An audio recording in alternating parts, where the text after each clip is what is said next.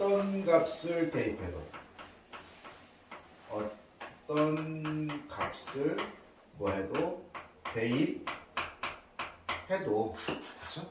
어떤 값을 대입해도 만족하는 식을 우리가 항등식이라고 해요. 그러니까 얘는 내 마음대로 대입하는 거니까 임의의 어떤 값을 대입해도 될 때를 항등식이라고 해요. 됐어요? 또는 모든 값, 모든 x, 모든 값 대입해서 만족하는 식을 우리가 뭐라고 하냐면 항등식이라고 해요. 예를 들어서 여긴 지금 x하고 y를 문자로 보고 a, b, c를 개수로 볼 때 x 자리에는 어떤 값을 대입해도 되는 거니까 만약 2를 대입하고 선생님은 y 자리에는 2를 대입할 건데 전체적으로 0을 만들 거예요.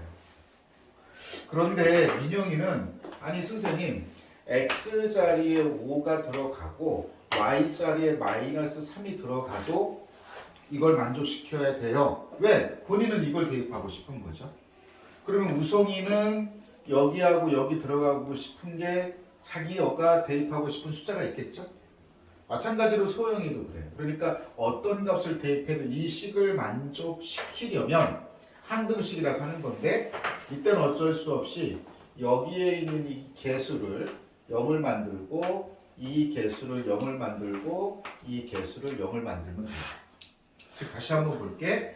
x하고 y를 문자로 보고 a, b, c를 개수로 봤을 때 이 문자에 어떠한 값을 대입해도 이 식을 만족시키려면 이것이 항등식이 되려면 개수라고 생각되는 부분을 0을 만들면 돼요.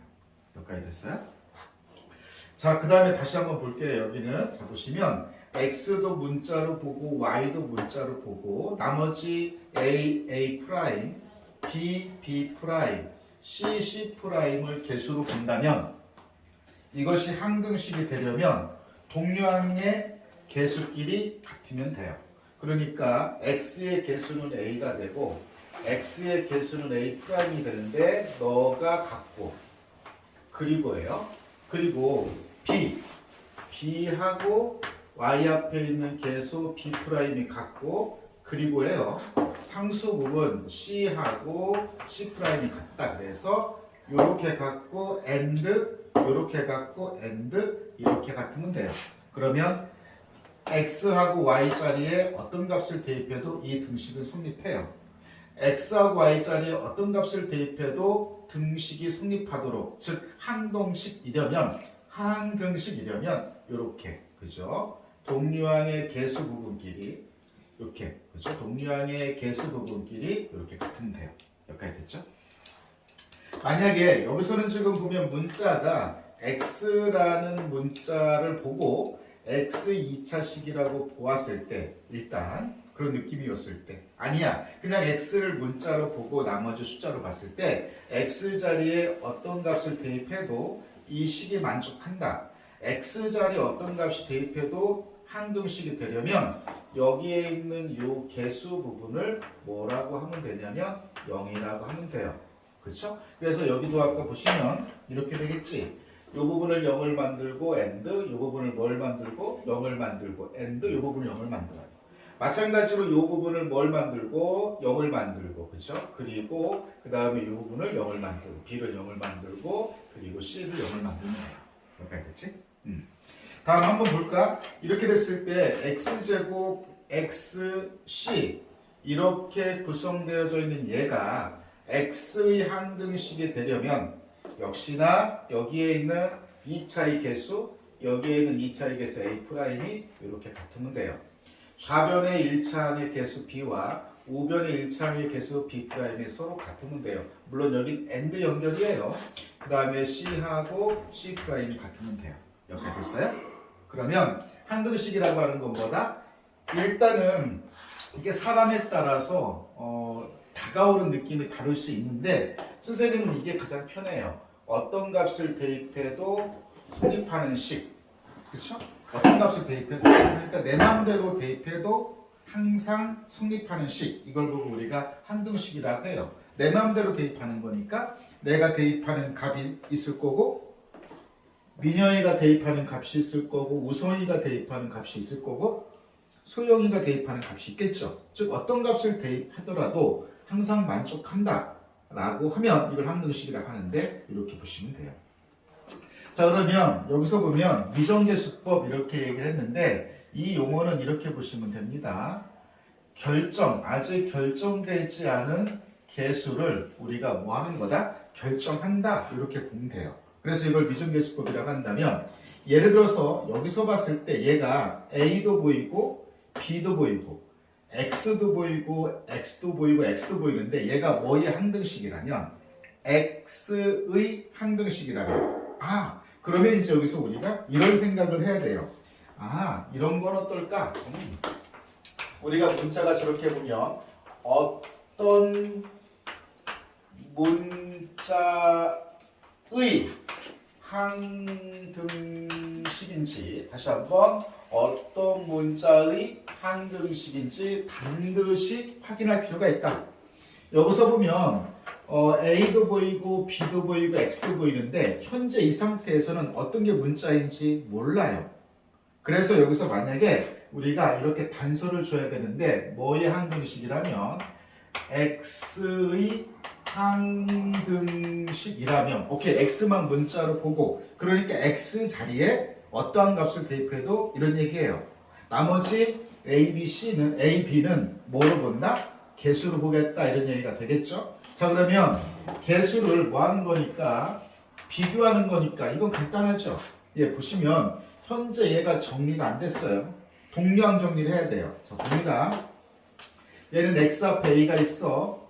얘는 X 앞에 B가 플러스 B가 있어서 이렇게 해서 정리하고 여기 마이너스 2A가 있고 마이너스 3B가 있어서 는 여기 뭐냐면 X예요.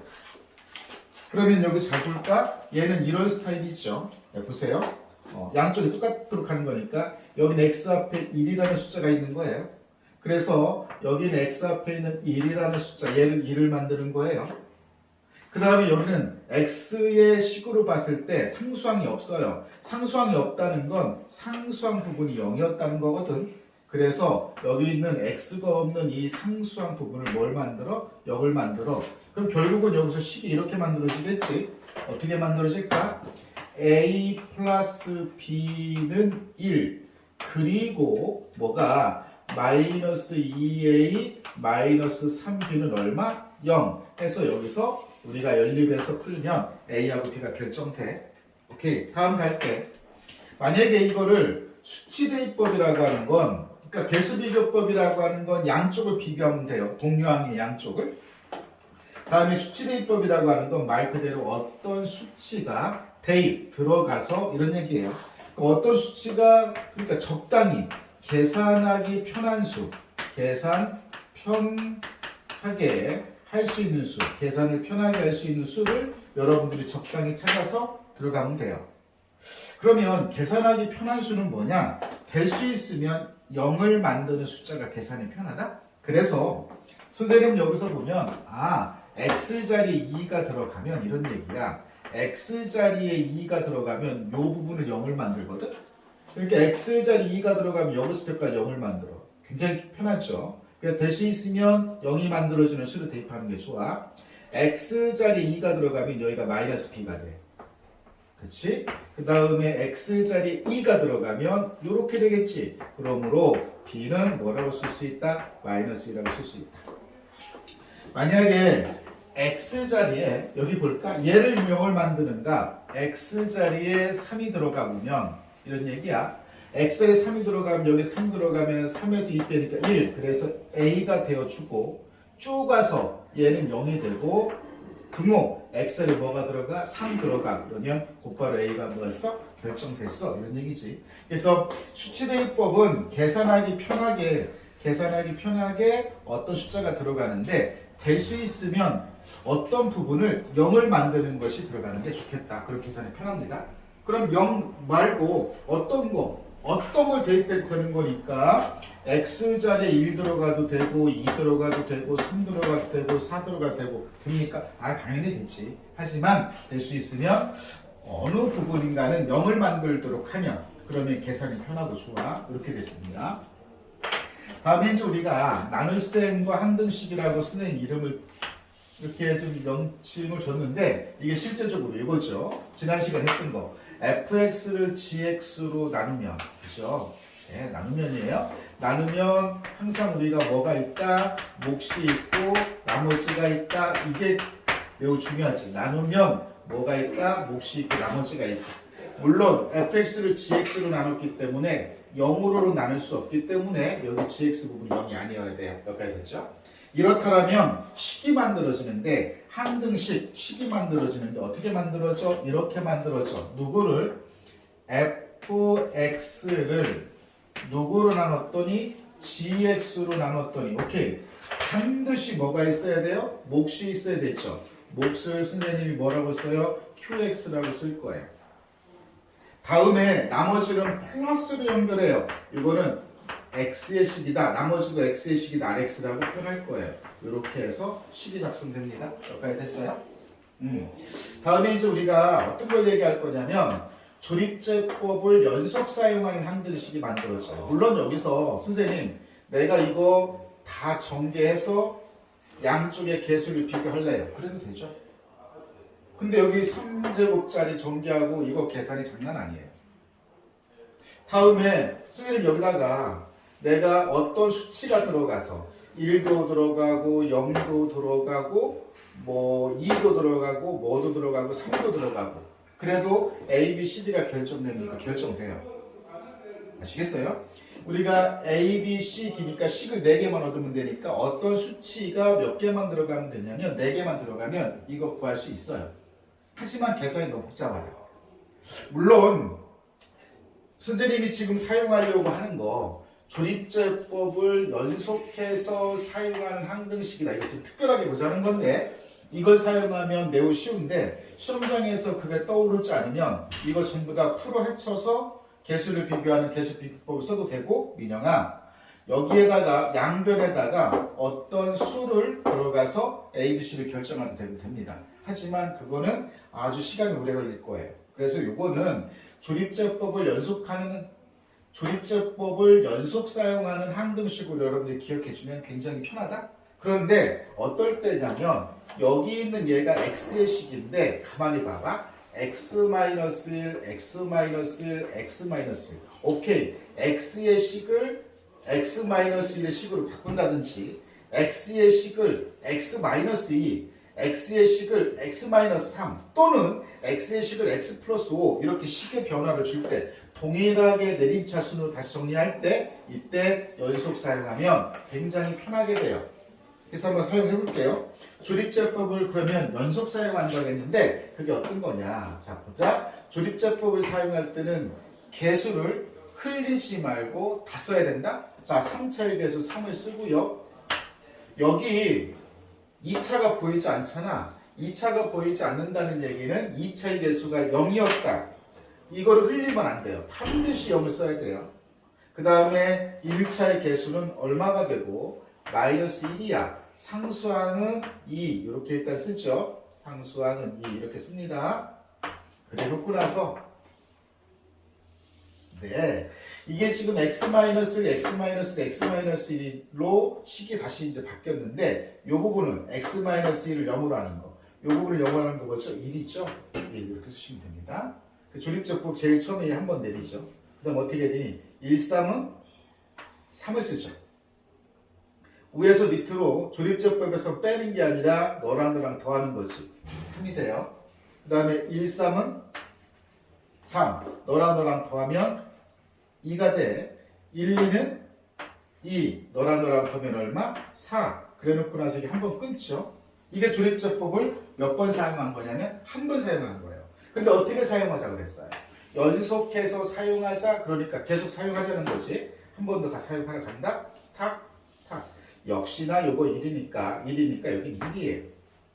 3 떨어지고 제일 처음에 그대로 1, 3은 3이니까 오케이. 두 개 더하면 6이 되고 1, 6은 6이니까 더하면 얼마가 되고 8이 되고 그래서 한 번 끊어요. 그래 놓고 나서 조립제법을 한 번 더 뭐 할 거예요? 사용할 거예요.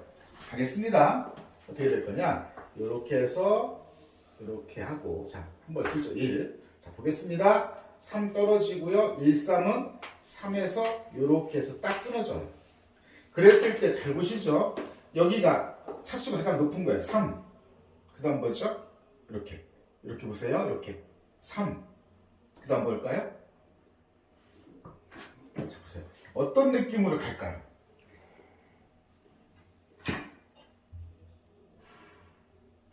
여기 지금 몇 개 있어요?